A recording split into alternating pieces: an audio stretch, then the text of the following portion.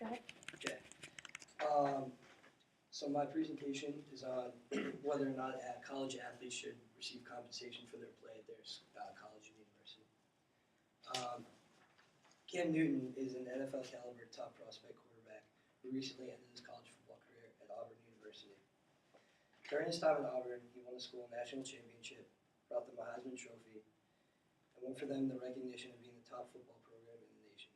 His salary throughout all this was $0.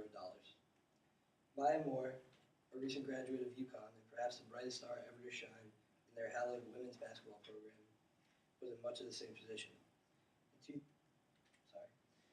In 2008, Moore became the first freshman, man or woman, to win the Big East Player of the Year title. She was a part of 2 national championship teams, scored over 3,000 points during her career, and had only 4 losses during her time at the school. Her salary throughout all that was also $0.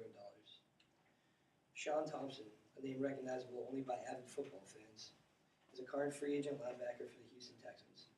He was the 20th pick in the second round of the 2003 NFL Draft, and he has barely average statistics over the course of his 7-year NFL career. His last recorded annual salary was $1 million. Is that fair? Is it just?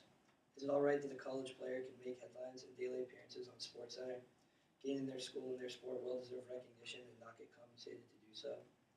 Is it fair that athletes draw crowds of thousands of people, generate revenue for their colleges and universities, and never see compensation for that?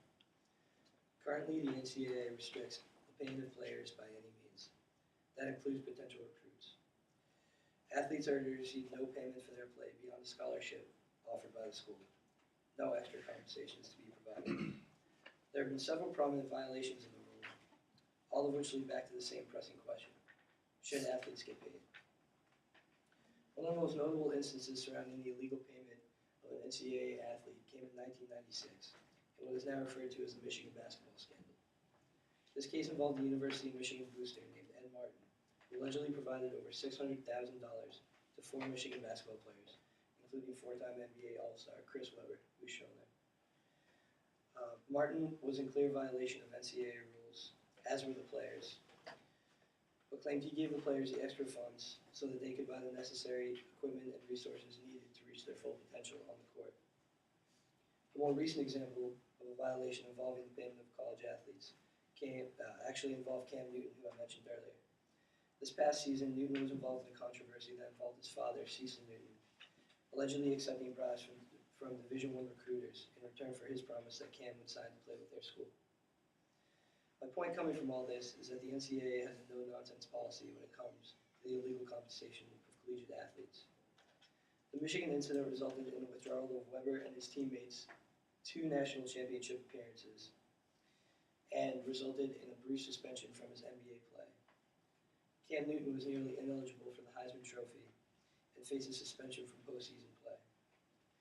There must be a reason for all this strictness. Perhaps a lack of direct conclusion on the issue can be attributed to the fact that the decision between the coaches and the players cannot be reached.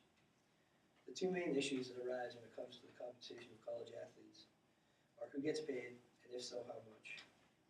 Do college athletes get paid only if they generate revenue for their sport and for their school? Considering some sports don't generate any revenue for their schools, such as the field hockey teams at most schools, some basketball teams, Division I, don't even generate revenue for their school. And if so, how much do you distinguish payment between men and women? Likewise, where should the line be drawn between payment and scholarship? Some will consider a scholarship to be payment in itself, bearing in mind that some athletes save tens of thousands of dollars on a free education each year. So the fact still remains: should college athletes get paid on the grounds that they provide the school with both recognition and revenue? It is certainly a debate that sports fans will see grow very heavy in the near future.